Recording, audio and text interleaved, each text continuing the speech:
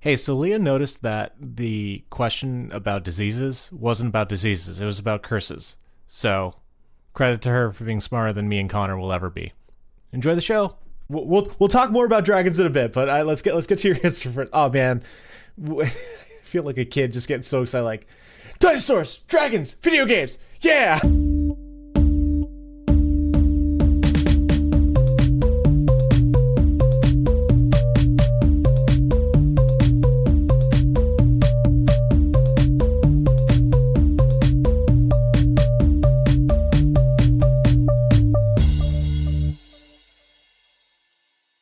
Hello and welcome to The Answers 11, the smartest icebreakers from the dumbest dudes.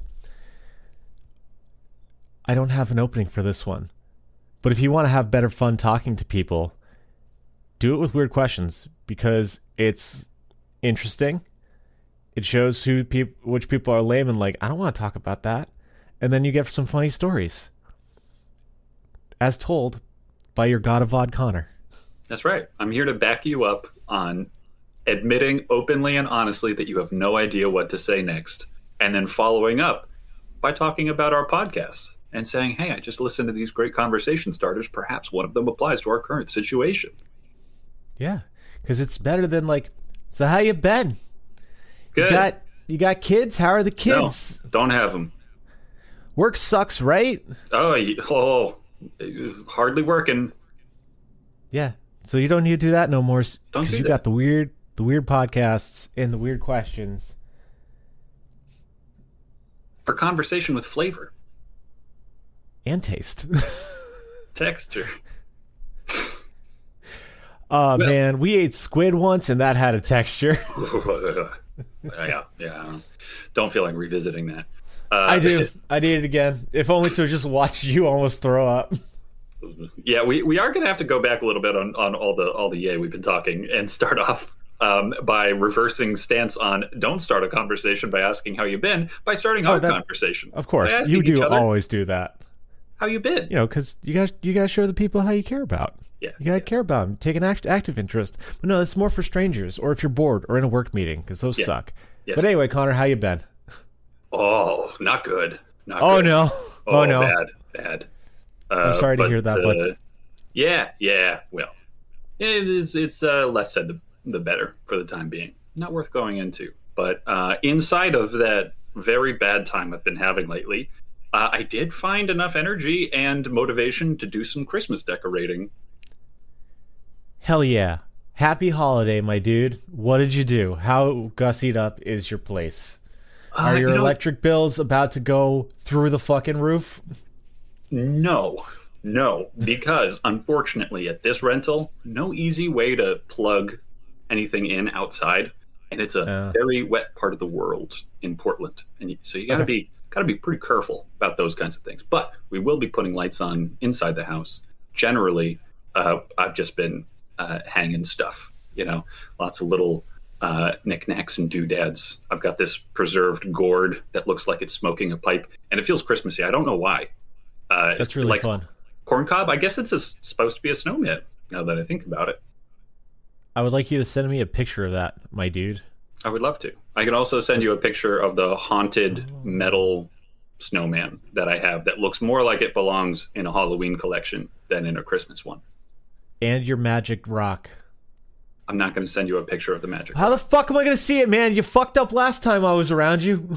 I'm gonna say that we both fucked up on that one. I'll take you 80%. I asked you, and you're like, "Oh man, it's still put away." 80%. That's 100% you. I asked. I did my part. 92. I don't know. I held up my end of the bargain. Yeah, I put my full foot forward to your falling on your ass. Yeah, to explain for our listeners, I do have a rock that I found when I was a kid, and it may or may not be magic. It probably isn't. Haven't found any magic in it yet, but I'm still holding out hope. That's my last, maybe I'm going to get a letter to Hogwarts kind of a possession and hope. Get beamed to the past right directly in your ears with a previous episode, because it's on there fucking somewhere. If I knew off the top of my head which one, I would let you know. Actually, I can do that. I can actually do that for you right now. Oh, cool. Oh, yeah, you do like a Control F on because you keep a a list of all of our answers to all of these questions. Rock. Nope. Man, we talk about rocks a lot. Rocks are worth discussing. Man, remember when I'm starting the OnlyFans where I put on clothes? Only for rocks. Good one. What a great one. God, go listen to that one. That's the one with that's the Connor cast. Okay, so Connor's Magic Rock comes up in two episodes. The original Halloween one and the one where we talk about being on in a house fire. I don't know which one that one is by name. That's on you. I've given you all I can do without totally derailing this podcast. So yeah, I have a Magic Rock and I've decorated for Christmas. I guess that's kind of what's been going on for me. You got a robot voice, my dude. I'm going to try this. Oh, he gone. He gone, folks. I've left and I've returned. Is my voice any better? Your voice is much better now. That's weird. That's weird. Because I didn't unplug anything. It's Discord, man. Probably the Magic Rock. Probably the Magic Rock. Could be a ghost inside my computer that wants to tell me that it's the magic thing that I have. That rock is just a rock, and actually my computer ghost is the real magic in my life. The access to unlimited information and pornography right at your fingertips. You fool, don't you understand? Oh boy, howdy. Yeah, so Magic Rocks. I'm glad you got all this cool stuff for Christmas. We too have actually decorated for the holiday season. And somehow it's I feel like even though I'm in my 30s, Leah and I have entered our grandparent stage of life. Oh, cool. Because our holiday decorations are felt birds. Oh, I do like your bird collection. We got a very cool bird collection, mostly from Target. But we just it wasn't like one of those like weird collectors things. We just thought they were cute. It's like, oh shit, look at this fucking thing. And now like people are scalping them to sell exorbitantly. And all the people on Facebook who are part of the groups are like, hey, fuck these people, which is radical. That's insane. I don't know how a company like Target could produce so few of them that you could effectively scalp them. I feel like they should just have another couple of hundreds of boxes ready to go. You'd think, but I don't know. Maybe because they're $5, people can like spend extra money on multiples. I don't know. Yes. Either way, we have been collecting those for a while now, and like my mom bought us these giant ass sentinel birds that we have sitting in front of our doorstep. And how big are we talking? When God damn it, you're a robot again. God damn it.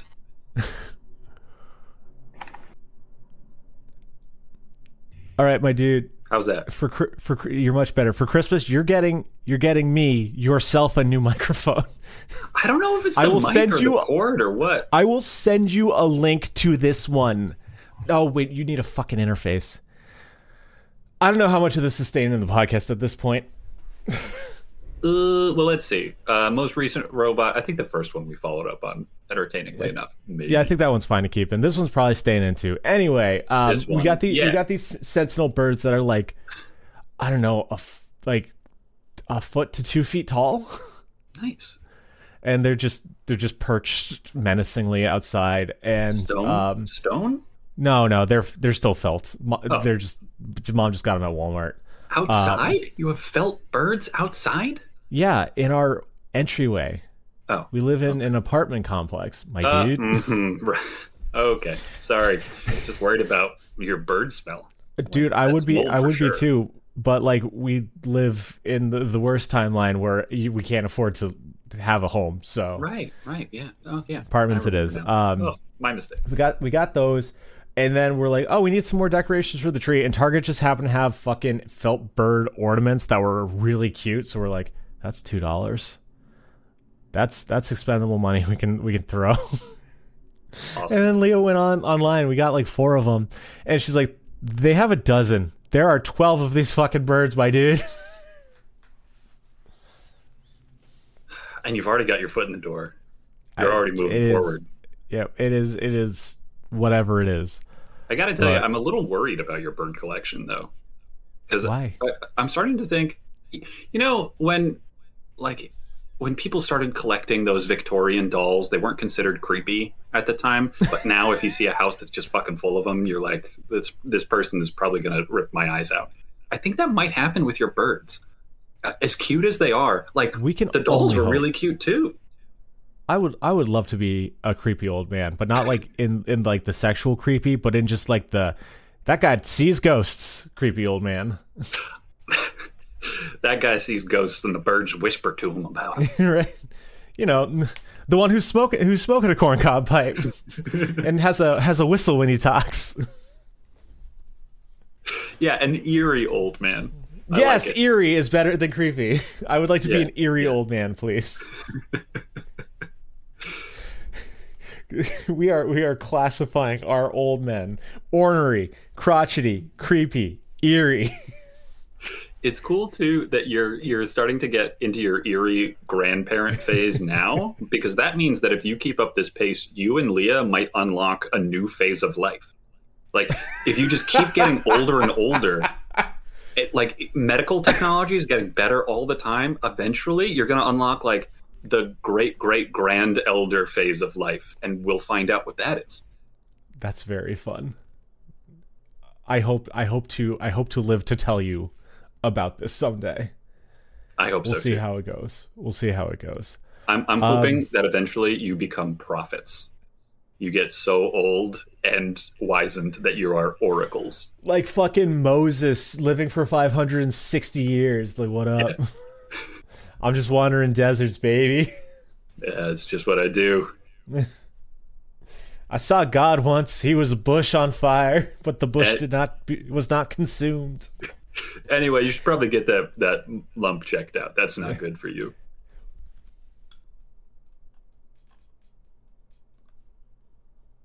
That's a pretty powerful pause when I mentioned a lump that you should get checked out. No, we're good. You okay? You good? This is the no, we good. As far as I know. I don't have health insurance. Go get that lump checked I need to get health insurance. I don't know why, but I've supposedly muted everything and all the fucking podcasts are playing. So I just keep hearing you and music and me, and I've got 2 listeners. I'm going insane. Yeah, I don't know what your experience listening to this is, but it's fucking bad for me, man. I'm going crazy recording that. We put our mental sanity on the line for you. Every day. We're the real heroes. You're really getting it. Yep. Sorry. It's a great jump start on the eerie old man thing. You're already hearing voices. I just wish it weren't yours. Sorry, I hear you too much. That's what you get for editing a podcast. Oh, and now I'm out of focus. Man, this is the most fucking off the walls podcast that I've recorded. I don't know about you, man. It's janked. Anyway, so we're already into how have you been? Let's get things back on track. As out of focus and as many voices as you're hearing. So you've done some bird decorating. Yeah, no, it's feeling fucking Christmassy in here, and it's nice. We got snow because we're in New England again, so nice. Like everything's back to normal. Jealous. Otherwise, I had a kielbasa sandwich for lunch, and that's really getting me through the day. Simple pleasures, baby. That's all I need. It's the little things that smooths people's roads the most. Did you make that up? No. Hey, actually, did I quote things last episode too? You quote things most episodes. Oh. I don't know why, but you seem to have like a fucking laundry list of just like things that other people who are smarter than you have said. Cool. All right, that's the old man that I'll turn into. Awesome. Yeah, that's Mark Twain. Huckleberry Finn said that. How about that? And I was like, I wrote it down and like copied it into a book somewhere, and now I remember it. Oh, cool. I've got the wombat stuck in my head. Let's do some questions. Oh, yeah. The podcast. Number 33. Let's get weird. Connor, what's your comfort show or movie? I think my ultimate comfort movie is The Princess Bride. That's a good one. That's a great movie. It's just my favorite Also a really movie. Good book. I can answer like most questions that people want to know about, like what's your blank movie. I could probably say The Princess Bride. I will tell you, I did recently reread the book, and I was incredibly disappointed at what a misogynist pig the author was. I haven't read that since I started dating Leah, so I was a much different man back then. My guy, yeah, the Buttercup in the movie, far, far better character than in the book.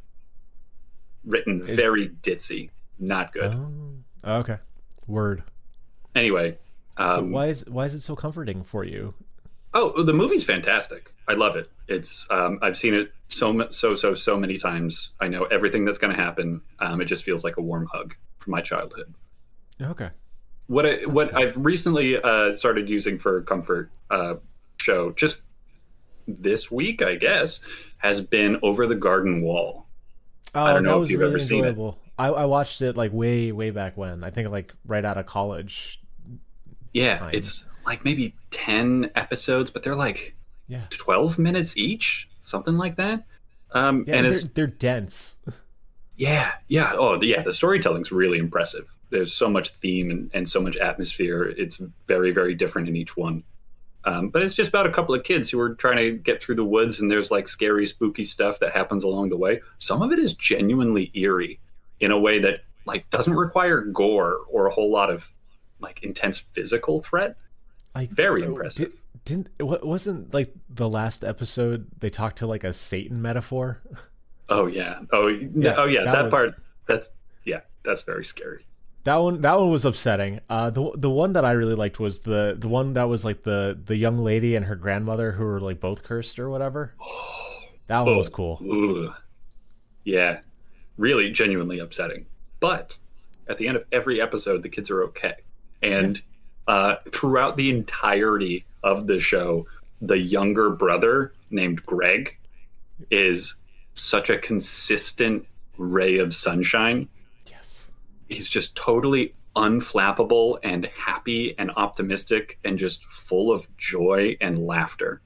And he's really well written. It doesn't come across as like he's just stupid. You just really feel this kid is in touch with the inherent goodness of the world.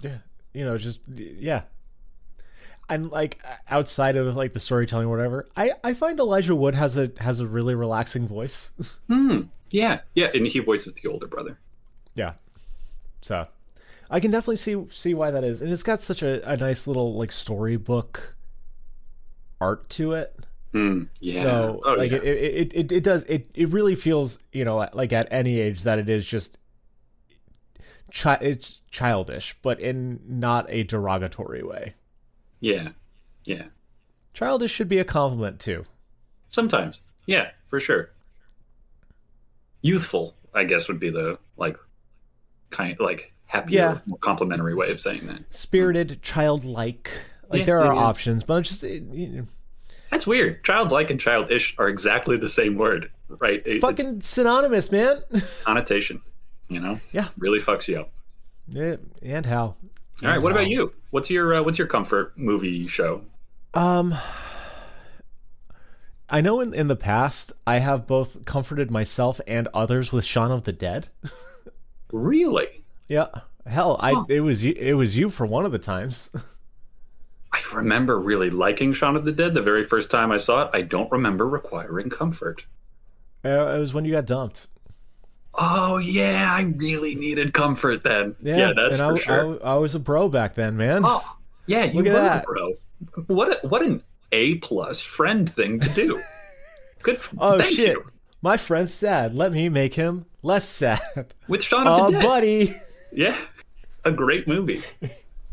But I for me, I have like I will say two because they fit the same slot in it, but one is definitely more than the other.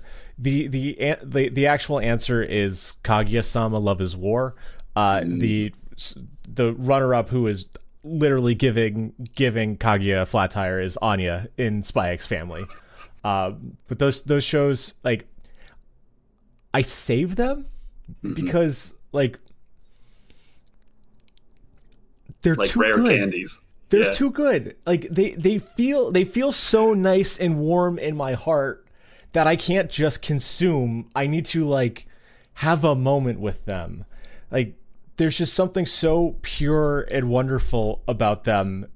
Like the writing all around like fits the both like slice of life and comedy, and Spy X Family hits into the whole action part of it. But like there is just like such a sense of bonding in those shows, whether it's the student council or the found family. Like there is genuine love between these people in the way that they're just kind of like learning and exploring things, and it's just so fucking cute and sweet, and I love it dearly, just so deeply. Yeah, you've told me about holding on to those episodes for when you need them before. It's just now that I've realized that is the closest thing I've ever heard to somebody hoarding health potions for the final fight. Yeah, I guess so. Yeah. No, the thing that really pointed out to me that Kaguya-sama is so special to me is Leah knows when I'm watching it based on how I'm laughing. Apparently, I have a different laugh for Kaguya-sama.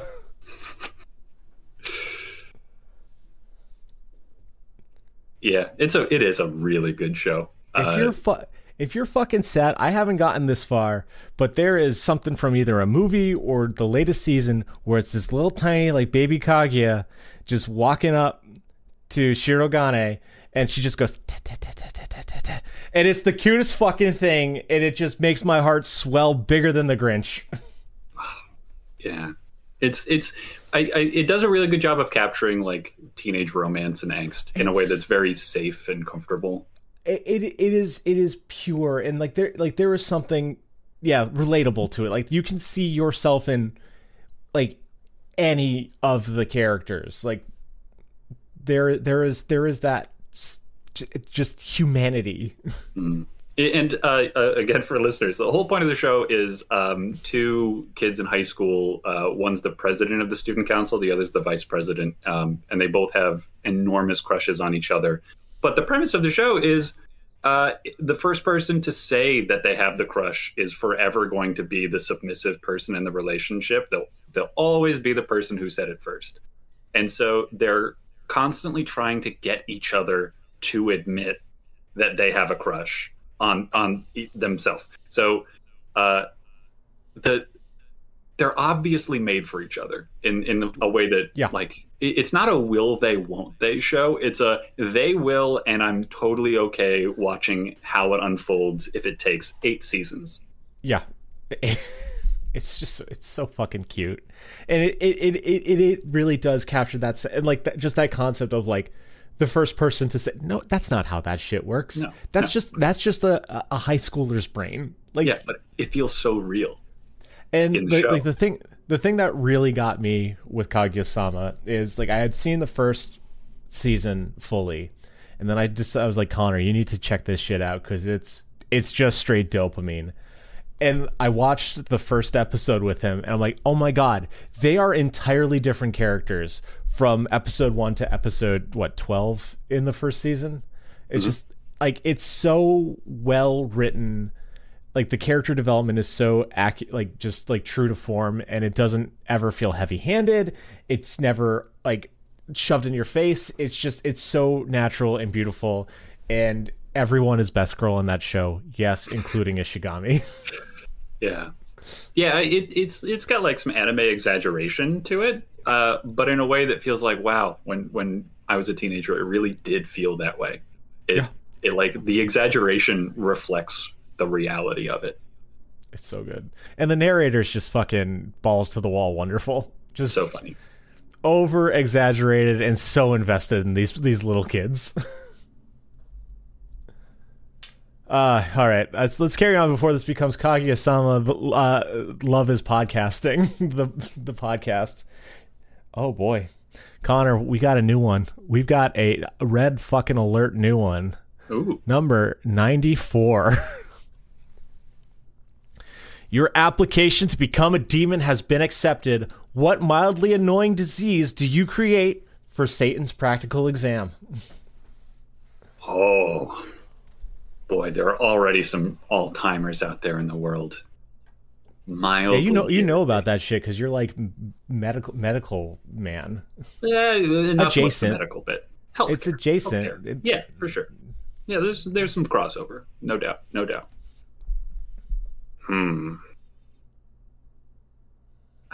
I mean, there's nothing worse than being kind of itchy. Okay, here I got it. So he's got it. Man, that was fast. Here it is.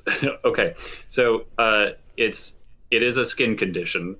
Okay. But actually no, it's not so much a skin condition. It's a condition that affects your nerves that are sending signals about your skin to your brain. Oh, you bastard. And it doesn't actually cause you any problems, but it will make any problems that you have much, much, much worse, because whenever you do get an itch, you won't be able to tell where it is anymore. I would argue that's more than mildly annoying, my dude.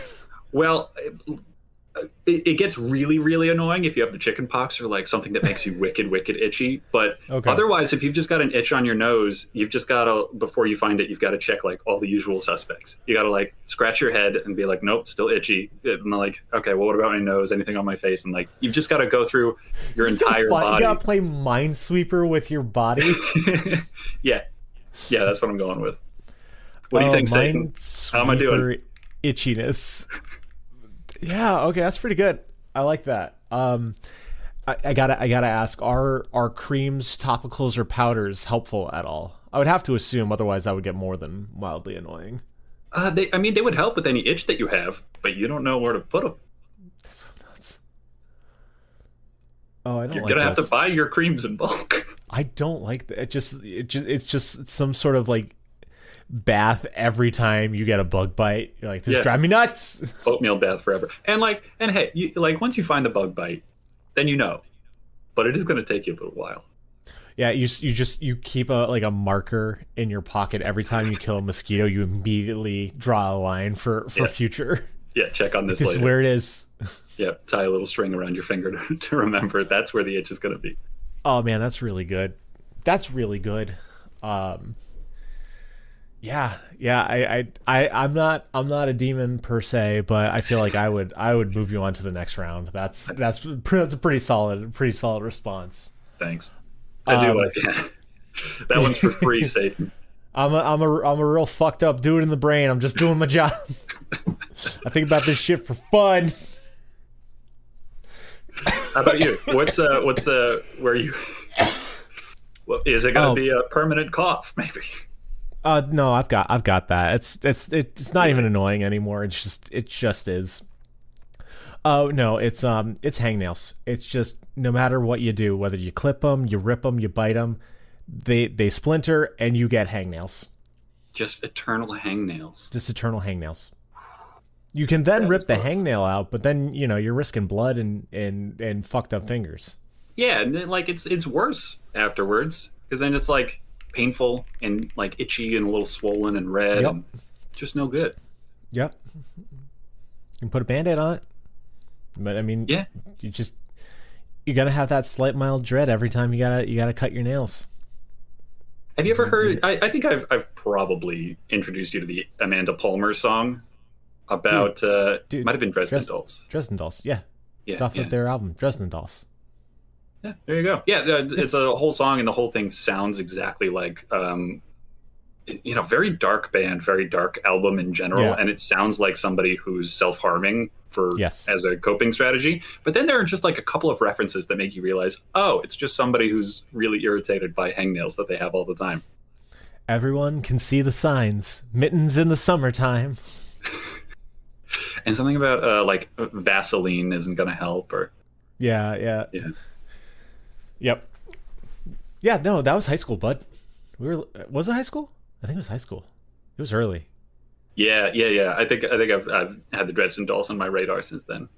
Yeah. But yeah, I just as a man who bites his nails, and part of the reason for painting my nails is to bite my nails less. I get a lot of hangnails, and I know how mildly annoying that can be. So I bet the hangnails they kind of ruin some of the effect of having your nails done properly, right? So like there's even an aesthetic issue that comes with having hangnails over and over. Yeah, but when my nails are done, everything's groovy. It's just like when there's paint chipping or not on it at all is when I start giving into my demons and biting. Like right now, I got on the index finger. You can see that I'm missing some paint over here, and you can see a slight little red. There it is. Did that to me. It also took me until I was like 25 to learn that that's what a hangnail was. I was like, oh man, I've never had a hangnail before. Yeah, I got all the fucking time. I remember hearing in The Lion King, like a little throwaway line about like, man, I had a hangnail once, very painful. Being like, whoa, like where your nail is hanging right off of your finger? That does sound awful. I thought a hangnail was like when your nail like grew into your cuticle, or like is the side of your nail a cuticle, or is it just the part at the base? I think it's the little skin that kind of wraps all the way around your nail. Okay. Then yeah, I thought it would like it like dug in and cut.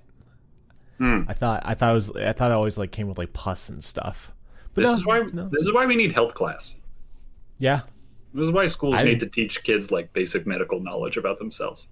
Just like, hey, this is your body. It is your meat suit until you die. Learn it, buddy. Yeah. Yeah, but no, I'm mildly annoyed by hangnails. They're not all that bad. They can just get bad. Yeah. It's a nice seasoning on an already bad day. It doesn't ruin your day, but mildly annoying. Yeah. All right, now we're going way back the other way, man. Don't get whiplash. We're going up to number 9.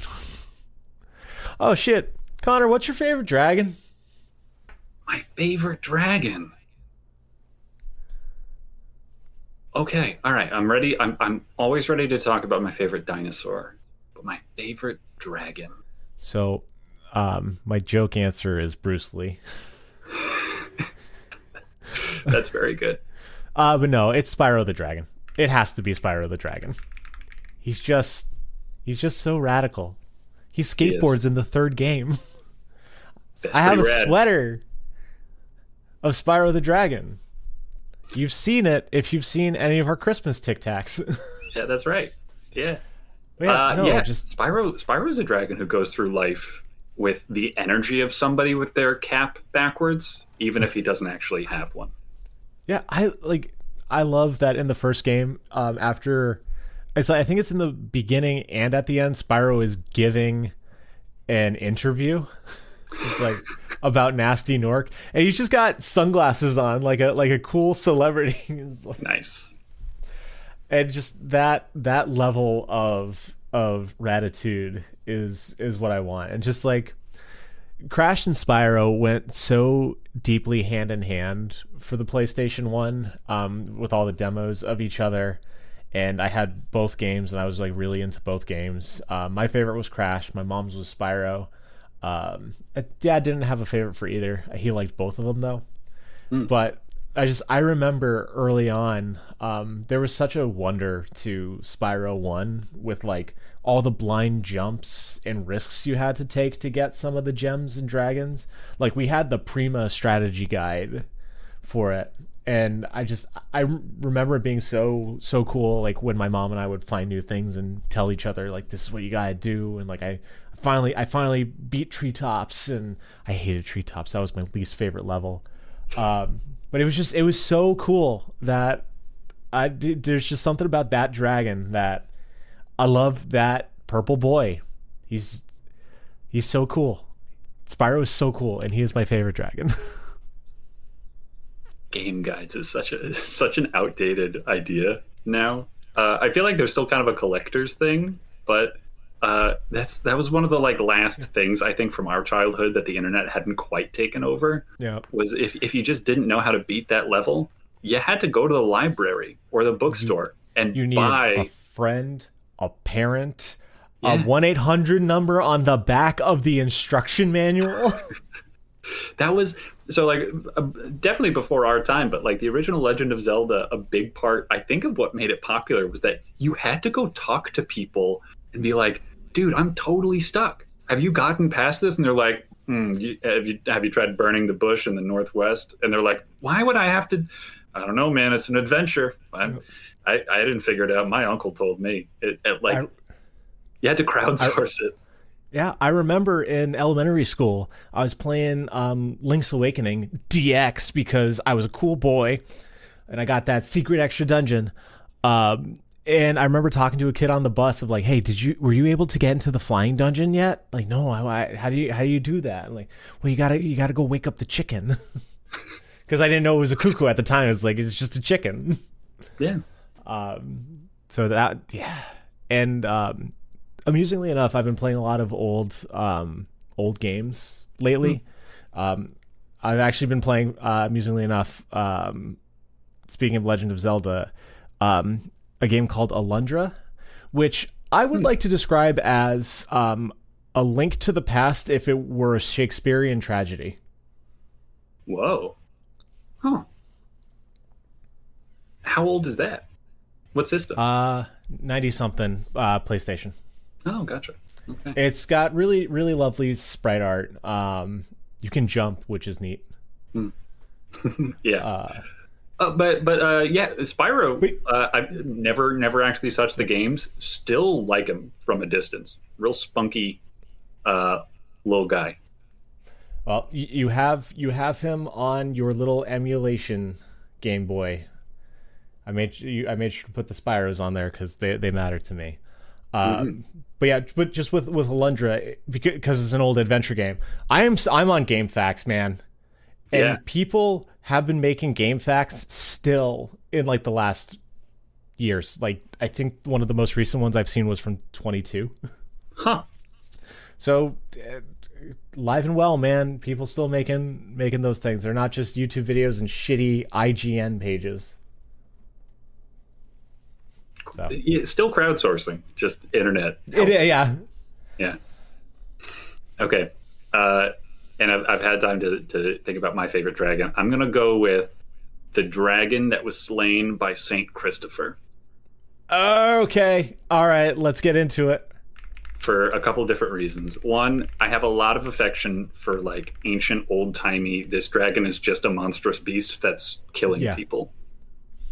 It's just, I also really like the like dragons are these ancient wise beings who live in ways beyond our understanding, and those stories are really cool too. But they also just make really, really scary monsters. Dude. And when you get into like the medieval kind of things, it's not always the fire breath. A lot of the time, it's like toxic breath. Where you had to hold your breath the entire time that you were fighting these things, or else you would just die before you could get a sword anywhere close to them. Yep. It makes me think of when Beowulf fought Grendel's mother, and like he had to hold his breath at the bottom of the lake the whole time. Oh, I didn't remember that detail, but yeah, that like brings you into the story because everybody's been a little short on breath at some point.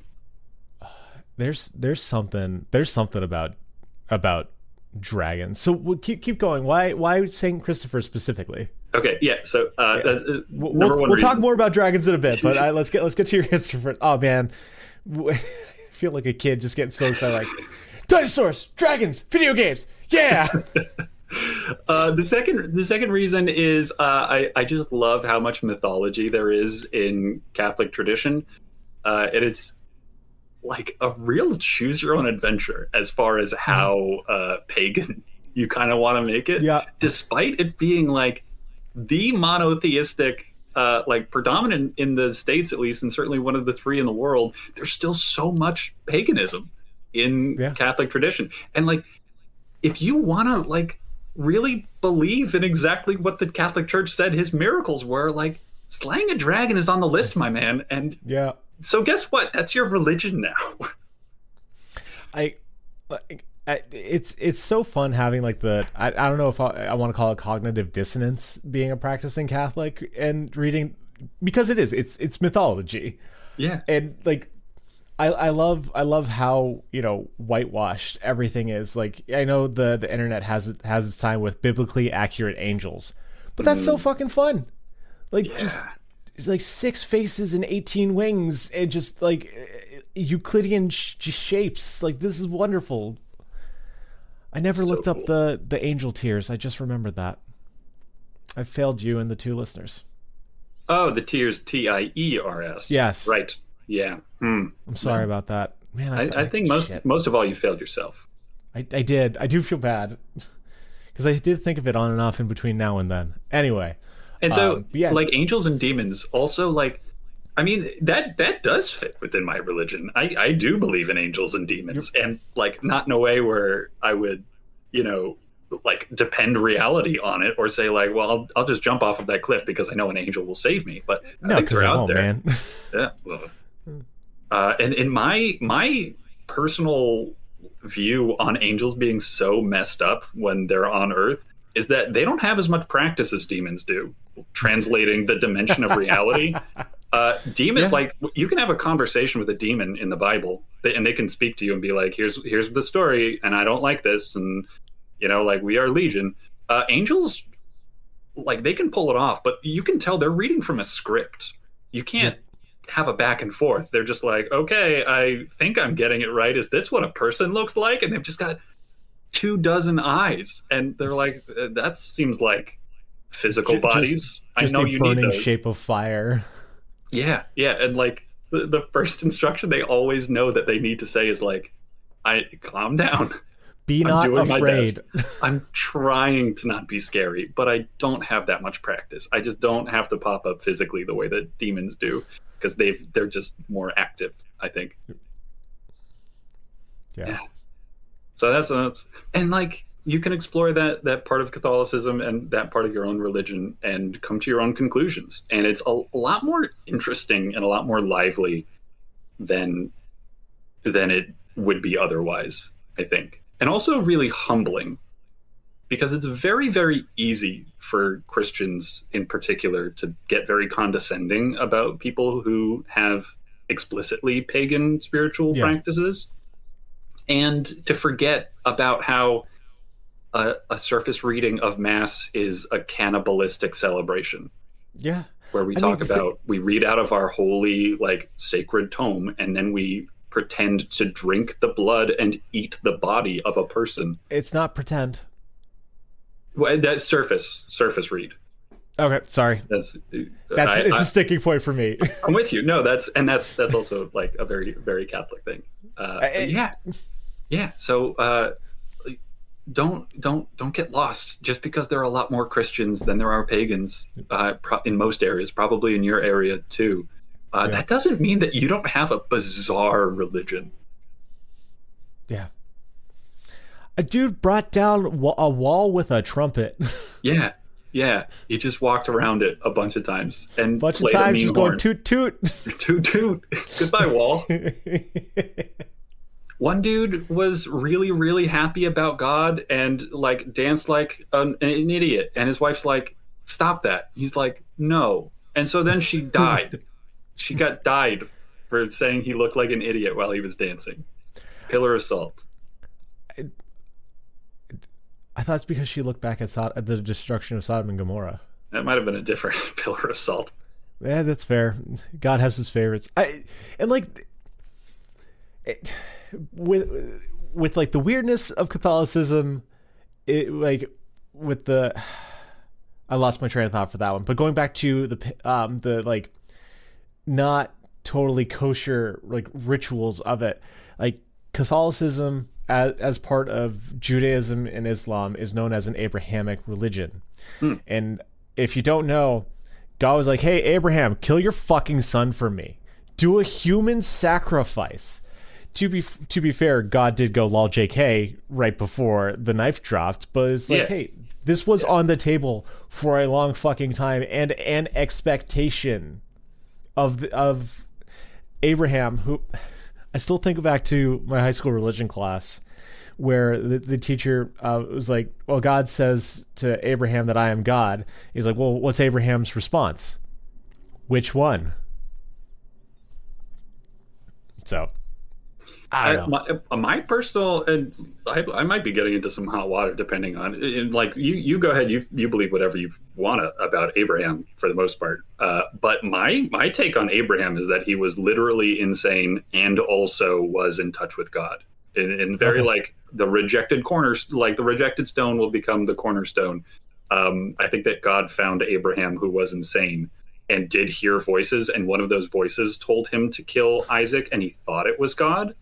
And then God like stopped it because he's like, oh no, that one wasn't me. Sorry, dude. I know it can get confusing for you. So I got to send an angel just to make sure that you know exactly what's up. What an interesting take. The other thing that I remembered with Catholicism being weird was God and the devil made a bet. It was like, hey, this is your literal favorite human being on the face of this earth right now. I'm going to fuck with him. And God's like, all right. Bet. It's so fucking weird. But back to dragons. Man, it's so fucking wild how big dragons are. That's something that I forget because like I play like JRPGs where they're just like dudes there. And then there's sometimes you play a game where you see a picture and there's like, oh yeah, they're just mountains. They're just mountains of scales and fire and hate. Yeah. And fighting those, you need like God superpowers. Like you got to have so much faith. Like if you're St. Christopher, you don't just go in there because you're like very good at sorting. You've got to have like magic going on. And that, again, being part of our tradition is really, really cool. Dragons are cool. Yeah. Tradition is so cool. much variety. So much variety. Because in answer to this question could be any of the different varietals of Dungeons and Dragons. They've all got their different picadillos. Yeah. There's so many dragons. Color-coded, very conveniently. I think one of my favorite things is how variable the amount of limbs are. Sometimes you have wings, sometimes you don't. Like a lot of sea serpents could fit in the category. Other times you've got like a chicken setup with 2 legs and the wings. What did the dinosaurs evolved into chickens? What did dragons evolve into? Flying chickens. Turkeys. Hawks.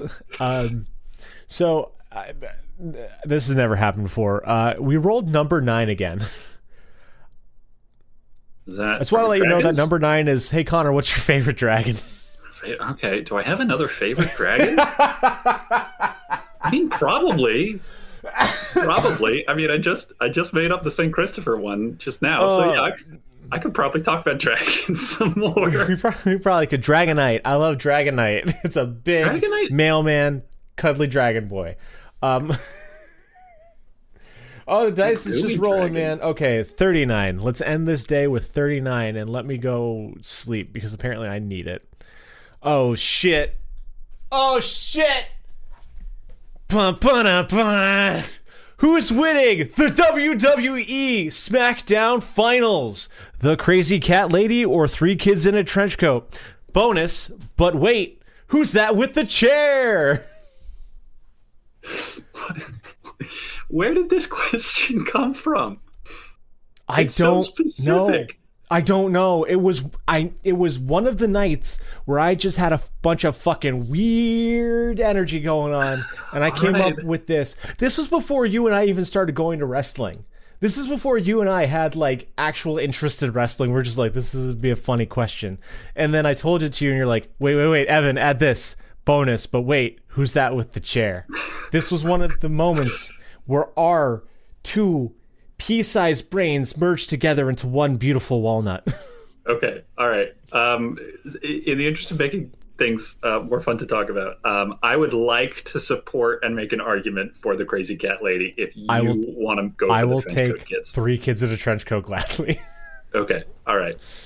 What makes you think Three Kids in a Trenchcoat?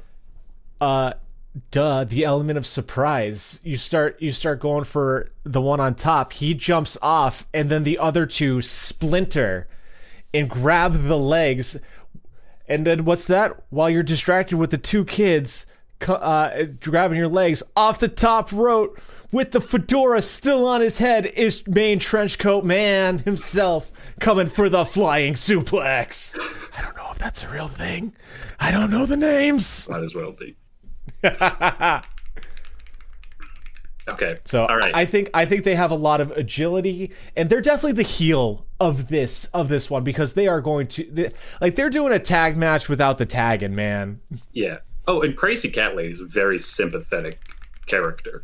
You know, she comes in and she's like offering Werther's originals to people and just saying like, "Oh, you're such a nice boy. Thank you so much for coming to my event." Yeah. Here's a picture of Mr. Mittens. Yeah, so you've made her sympathetic, but why is she actually winning? Because it sounds like my kids are kicking the shit out of her. Oh, for sure. Oh, well, so here's my contention. It really, really depends on whether the crazy cat lady is willing to and able to make an effective argument to the ref. Because once it has become abundantly clear that this is not one person in a trench coat, but in fact 3 kids in a trench coat, the crazy cat lady or whoever's backing her up in her corner could say, this is a one-on-one match. You need to get rid of 2 of those kids in the trench coat. And then I think the crazy cat lady could take each of them individually on one at a time. I understand where you're coming from, but the logic of the villain is too strong. They will not listen to the ref. So we have witnessed one of the 3 kids in the trench coat will be wrestling the crazy cat lady. Another of the 3 kids in a trench coat will be distracting the referee while look at that 3rd kid in a trench coat will be coming in and stomping on her boots. You make a very good point. I haven't heard any explanation that is actually causing this lady to win. My kids have the numbers, they have the ingenuity, they have the agility, and the strength. They're taking her down. Yeah, all right, but now you do make a good point. But when you're talking about outside interference, I mean, this lady's cats are gonna make an appearance. Okay, that's what I've been waiting for. Cats. Let's hear it. Let's hear it. They won't be cat-sized cats. They will be people in like full furry regalia, as we have seen. Rest in peace, Soft Paws. No, Soft Paws is alive. It's Big Cat. Big Cat is rest in peace, Big Cat. And that's not an in-ring joke. That's not like part of the narrative. The person who Big Cat has passed. Apparently he was a very popular podcaster and streamer too. So yeah, seemed like a really, really nice guy. Anyway, it was a bummer. It was fun to watch him wrestle the few times we got to. But in his spirit, that like a full-grown adult person would come into the ring, and then the crazy cat lady could say like, "Well, the rules specify it's only one person who can be in the ring at a time. This is a cat, not person." All right. Well, I know who's coming in with the chair. Okay. And it is the renowned tag team duo, the Truant Officer and the Dog Catcher. Scooping up them cats and kids. They're gonna smoke. Apparently this is some sort of tag belt that we have developed with the cat lady and the kiddos. But yeah, no, it's going to be they will be known as the long paw of the law. Oh my god, that's so good. The Dog Catcher and Truant Officer. They're coming in. They've got the law, they've got the chair, and they've got the bad fucking attitude. Like no one wants to see them, and they don't give a fuck. They are here for the belt and you to get your ass out of here. Mm-hmm. Mm-hmm. Oh. So at that point, does the crazy cat lady and the 3 kids in a trench coat have to team up and like unlikely friendship, turn it back around? Let's get this truant officer and the dog catcher out of here. It's like fucking Dragon Ball Z. Instead of senzu beans, she throws a couple of Werthers to the kids. and they're Popeye fucking forearms, like let's kick some ass. I can just see, because like the first time you said that, I was thinking that like, well, the crazy cat lady and the truant officer would be on the same side, and the kids would be with the dog catcher. But the crazy old cat lady would be like, now that's not very, like, you can't treat those kids like that. That's going just a bit too far, young man. Yeah, no, they are a heel coming in. And the kids are like, yeah, you can't. Don't take the cats away. We're still playing with them.